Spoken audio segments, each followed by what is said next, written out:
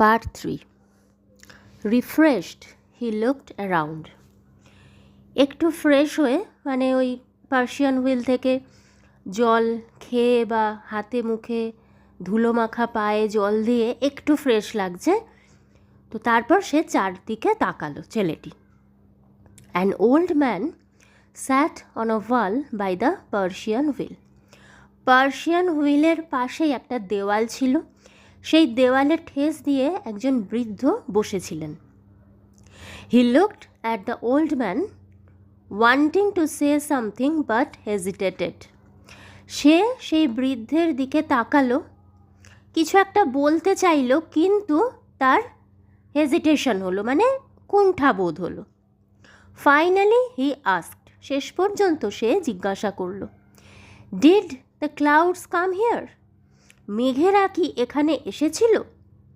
The old man looked closely at him and said, সেই বৃদ্ধ ছেলেটির দিকে খুব মন দিয়ে তাকে দেখল, তারপর বলল, Son, when the clouds come, the earth and the sky know of their coming. যখন মেঘেরা আসে সেই খবর পৃথিবী এবং আকাশ জানতে পারে। But the clouds were here last night and no one got to know. এবার ছেলেটা বলছে যে কিন্তু মেঘেরা তো এখানে গত রাতে এসেছিল, কিন্তু কেউ জানতে পারেনি। The old man said, তখন বৃদ্ধ বললেন, It is not enough for the clouds to come. এইটুকুই যথেষ্ট নয় মেঘেদের আসার জন্য। I once lived in a place where it hadn't rained for 10 years. আমি একসময় একটা জায়গায় থাকতাম যেখানে একটানা 10 বছর বৃষ্টি হয়নি। 10 years? He was open mouthed. তার মুখ হাঁ হয়ে গেল এবং অবাক হয়ে সে বলল, 10 বছর? মানে 10 বছর বৃষ্টি একটানা না হওয়াটা ছেলেটিকে খুব আশ্চর্য করে দিয়েছে।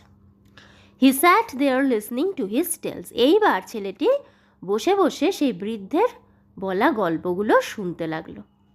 Suddenly he realized how late it was. হঠাৎ করে তার মনে পড়ল যে অনেকটা দেরি হয়ে গেছে। He walked for miles in the sun and dust. সে বহু মাইল হেঁটে হেঁটে এসেছে, বেশ কয়েক মাইল সে রোদে ধুলোয়, এক তো আকাশে প্রচণ্ড রোদ, তার উপরে ধুলো মাখা রাস্তা ধরে সে বেশ কয়েক মাইল হেঁটে এসেছিল। He went back by the same dirt track he had taken to come there. এবার এখানে আসার জন্য সে যে কাঁচা রাস্তাটা ধরেছিল সেই রাস্তা ধরে সে এবার ফিরে চলল। The sun was still fiercely hot. সূর্য তখনও সাংঘাতিকভাবে গরম, মানে তখনও রোদের তেজ মারাত্মক। But when he reached the mud hut, he felt a nip in the air and the earth was damp underfoot. কিন্তু যখন সে সেই মাটির কুঁড়ে ঘরটার কাছে পৌঁছলো, তখন তার মনে হলো বাতাসে যেন একটা ঠান্ডা ভাব এবং পায়ের তলার যে মাটি সেটাও যেন তার কিছুটা ভিজে ভিজে ঠেকল। As he neared his village, he saw the roads were wet. তারপর যখন সে তার গ্রামের কাছাকাছি এলো, দেখল যে রাস্তাঘাট সব ভিজে। Trees that had been standing draped in layers of dust when he had left in the morning now looked freshly bathed. আর সেই গাছগুলো যেগুলো যখন সে সকালবেলা ওই রাস্তা দিয়ে গিয়েছিল তখন দেখেছিল কি গাছের পাতা একেবারে ধুলোয় ঢেকে আছে। ড্রেপড শব্দটার মানে হচ্ছে কভার্ড, ঢেকে থাকা। কিন্তু এখন সেই গাছগুলোই তাদের দেখে মনে হচ্ছে তারা যেন একেবারে ফ্রেশভাবে চান করেছে, সুন্দরভাবে তাদের যেন চান করিয়ে দেওয়া হয়েছে, অর্থাৎ ধুলোর ছিটে ফোটাও নেই। He felt a wave of happiness. এই সমস্ত দেখে তার ভিতরে একটা আনন্দের স্রোত বয়ে গেল। He hurried home. সে এবার তাড়াতাড়ি করে বাড়ির দিকে দৌড়লো। He wanted to see how fresh and clean the jamun tree in his courtyard looked.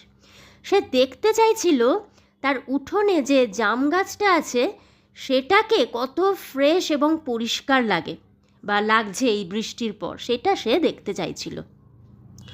When he got home, he saw that the rain had changed everything. যখন সে বাড়ি পৌঁছালো, সে দেখল যে বৃষ্টি সব কিছু বদলে দিয়েছে। আগে যে রুক্ষতা, যে গরম, চতুর্দিক ধুলো হয়েছিল, এখন কিন্তু সেটা নেই। পুরোপুরি সবটাই বদলে গেছে। ঠান্ডা হয়েছে অনেকটা, ধুলোর আস্তরণ নেই, সব জায়গা ভিজে বা ঠান্ডার একটা অনুভূতি হচ্ছে। The jamun tree stood clean and scrubbed, freshly showered. আচ্ছা, এইটুকু আগে বলি। জাম গাছটা দাঁড়িয়েছিল, কিন্তু এখন সে একেবারে পরিষ্কার, ক্লিন, স্ক্রাবড মানে কি, পাতাগুলো দেখে মনে হচ্ছে যে ধুলো পড়েছিল, কিন্তু এখন মনে হচ্ছে কেউ যেন ঘষে ঘষে খুব যত্ন করে পাতাগুলোকে পরিষ্কার করেছে। এবং ফ্রেশলি শাওয়ার্ড, দেখেই বোঝা যাচ্ছে জাম গাছটাকে সেও যেন সুন্দরভাবে চান করেছে। অ্যান্ড আম্মাজি ওয়াজ সেইং, আর সেই সময় মা বলছেন, that was a good shower, thank God. ঈশ্বরকে ধন্যবাদ, বৃষ্টিটা খুব ভালোই হলো। Rain drops were still rolling off the leaves of the jamun, জাম গাছের পাতা থেকে তখনও বৃষ্টির জল ফোঁটা ফোঁটা করে গড়িয়ে পড়ছিল।